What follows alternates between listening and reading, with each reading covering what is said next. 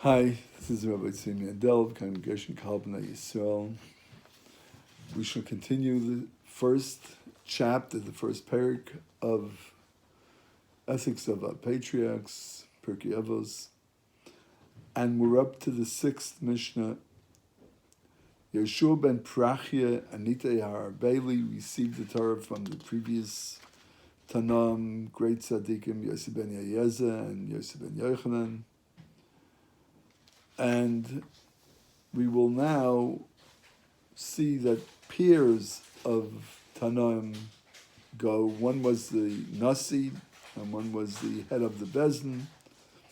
And he says as follows, Aseh lecha Rav, make yourself a teacher, acquire it. No, it says make yourself a teacher, don't acquire it. Uknei lecha chaver, and acquire a friend. Vavidanes kol ha'adam l'kavschus, and judge every person for good. Let's go back. So basically, after we learned in the last two Mishnahs about what kind of a home atmosphere one should try their best to build, one said that your home should be very much a home of wisdom and being thirsty for the wisdom and not just getting the wisdom, but actually seeking after it, so it gives an appetite for wisdom. The second one learned, it's best to have a home where poor people are the people of your home. Which mitzvah do you want to give on to the generations and to yourself? The longing and thirst for wisdom and for steiging and great in studying in all kinds of Torah, which includes Yiras Shamayim and good character traits, or is it helping others? So now, these two Tanaim in the next two Mishnahs speak about a different issue. It's also a community issue. How do you deal with the world? And the first one says, make yourself a teacher, a Rebbe. And the interesting thing is that Rambam explains this to mean that you take upon yourself a Rebbe, a teacher, even if he doesn't know so much. But the fact alone that you're being subservient to the Torah and to the teaching, that will make you grow. And the main point of getting a teacher is a teacher that you feel that you could learn from. In many places it says that how does one know who to take as a friend, as a Rebbe? And if someone feels close to this person, even though they have nothing in common, or very little in common, but there's a certain, so to say, love at first sight, right? On some level. Then that's the one that's probably connected to your neshama, and you're connected from a higher place. Another issue about why one has to have a teacher is there's a parable. You know, in the beginning of electricity, when electricity wasn't so common, the person goes into his friend's house and he sees that he walks into the dining room, turns on the switch, and all of a sudden the dining room is lit. So he asks his friend, how'd you do that? He said, well, I turned on the switch. So he says, oh, can I see that? Can I watch you? And he said, yeah, sure. He says, go to the corner, there's a switch there, turn it on, and all of a sudden comes light. He goes back home, and he buys a switch, puts it on his wall, and turns it on, and nothing happens. So he goes back to his friend, he said, what's this? He says, you don't understand, the switch is just outside. In the inside, there's electricity, and there's currency, and there's a bulb, and it's a whole big deal. Someone could study Torah without a teacher, without being connected to where the Torah comes from. Your teacher to his teacher, all the way back to Moshe Rabbeinu on Mount Sinai, and think that they really understand it. But all they see is the outside. So the Mishnah says, Aseh l'cha Rav, you have to have a teacher. And that's how all the generations of studying Torah goes. That's one thing. Second thing is, Aseh uknei l'cha chavim, buy yourself a friend. If you see someone that you think it's important for your spiritual growth to be friends with this person, then even if at first that person doesn't want to be a friend, buy the person. Doesn't have to mean with money. Somehow try your best. And of course the best thing is davening, right? You pray to Hashem, I want to learn good things from this person. Please allow it to happen. And judge all people for good.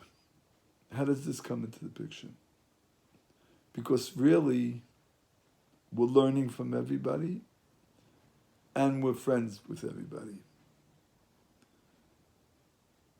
There's always something to learn from other people, and when one has a good eye, they could see good in others, even where other people don't. And even when the person himself doesn't understand how good he is. Sometimes, by judging a person for good, you say a good word to the person grows from it. The person says, oh, you noticed? Wow.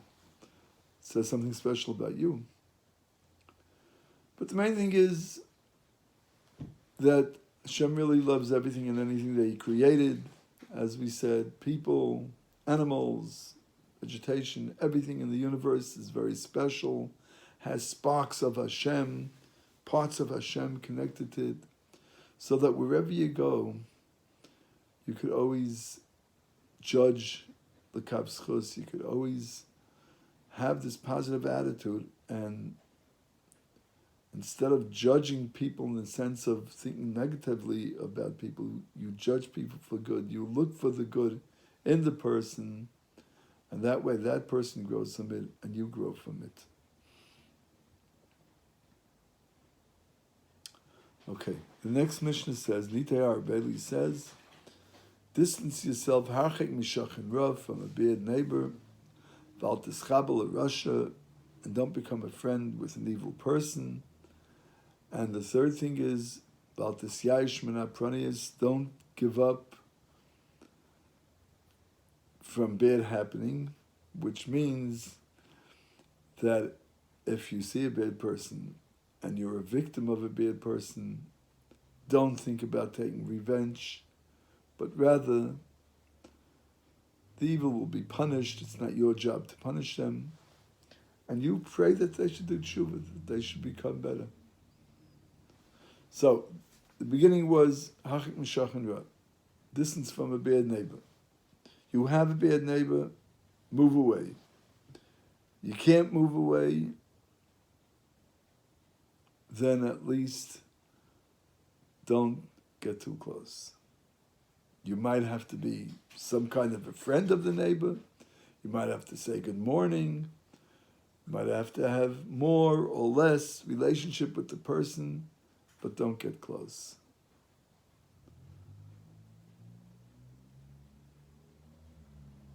It says that the Yetzer Hara, the evil inclination in every one of us, is supposed to be a friend. What's that? It's supposed to be a friend, meaning that you have to treat it with everything that it needs. Talmud says that everything that's prohibited in one way is permitted in another way. To eat like an animal, to eat more than one needs, or not like one should be eating without manners, is a horrible thing. But that doesn't make us having to fast always. What are you going to do? You're not going to eat? Same thing goes for sleeping. And everything in life. The physical in Judaism is very special. As long as we don't become best friends with the physical, because we're here for a purpose. Everything that a Jew does is a mitzvah. You eat, you sleep. V'ahavtas Hashem l'kecha b'chol levavcha. You should love Hashem, your God, with the physical and with the spiritual. Everything be for Hashem's sake. When it comes to the holy day of Shabbos, then everything is spiritual, even the eating and even the sleeping. You don't have to do it for the kavanah that you have to do in the weekdays. In the weekdays, one has to eat, to have strength to worship Hashem, to be healthy so that you could be able to walk to shul, so that you could do things that otherwise you wouldn't be able to do. Shabbos, everything is holy. The joy of eating special Shabbos food is a mitzvah. Mitzvah for itself, not just that through that we could worship Hashem. That's the difference between the weekdays and Shabbos. Second thing is, don't become friends with an evil person. But it's okay to get close to them. Get close to them and see what you could do for them, so that you're the giver and this other person is the receiver, not the opposite way around. We always have to know where we stand. We have to know how much to be a receiver and how much to be a giver, so that we control the receiving by giving more. Don't be a friend of a Russia, but please be close. Don't scream at him, oh, you Russia, oh, you bad person. Because none of us is that far from each other. Within us, we all have a bad inclination. And in today's world, most of the world or all of the world that doesn't listen to the Torah, doesn't do what's right to do, is like a baby that was kidnapped by the non-Jews or by people that don't believe in the Torah, as we all know. So that's incumbent upon us to do this great mitzvah today, to bring people closer to Torah and to Yiddishkeit. And that could only be done by not being friends with people that are far from what they should be, whether it's man to man, whether it's man to Hashem, but rather being close to them and showing them that we're close to them and that we love them and we want to do our best for them. And this way, we could do great things in the world. Last thing is, don't give up about the punishment that will come upon evil people. Don't give up when you see someone who's stubbornly evil, and it happens in all our lives at some point or another. So don't say, look, maybe I should join them, this and that. At the end, Hashem's going to win. Hashem always wins. And the truth and the sweetness and the love of Hashem always wins. And it's a fervent prayer that we ourselves should become better and better and better. And all the peoples of the world, and especially our own people, should become better and better and better. And we're waiting that great day. Any day now, Hashem should help.